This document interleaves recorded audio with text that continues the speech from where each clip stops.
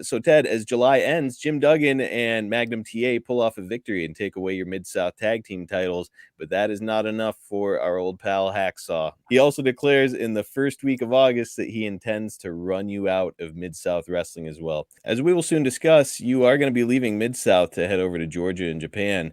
So, Ted, the last look the WCW fans got at you was of you being stretchered off after 4 pile drivers from the Freebirds in March 1981.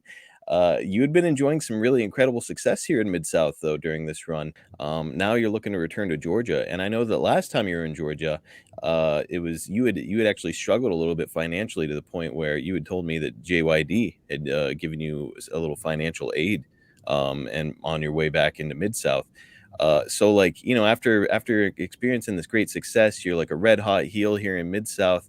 Why do you think you decided to make the return to Georgia? Was it money incentivized? Well, I think one of the reasons, one of the things that may have played into this too is, of course, Melanie and I get married, and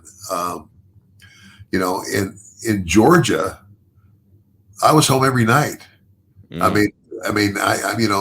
We would go and wrestle and come back home. So I came back, slept in my own bed every night. Now, this wasn't the case in Mid-South. And so, I think some of my reason for going back was to take Melanie back to a place where she was comfortable. She knew her way around. She had friends, and that was, I'm sure that was one of my major reasons for going back. Plus, by this time, I think I had gotten the deal in Japan. I didn't mind making less money in Georgia because going to Japan made up for it. And so I was making like 2 or 3 or sometimes 4 trips a year to Japan.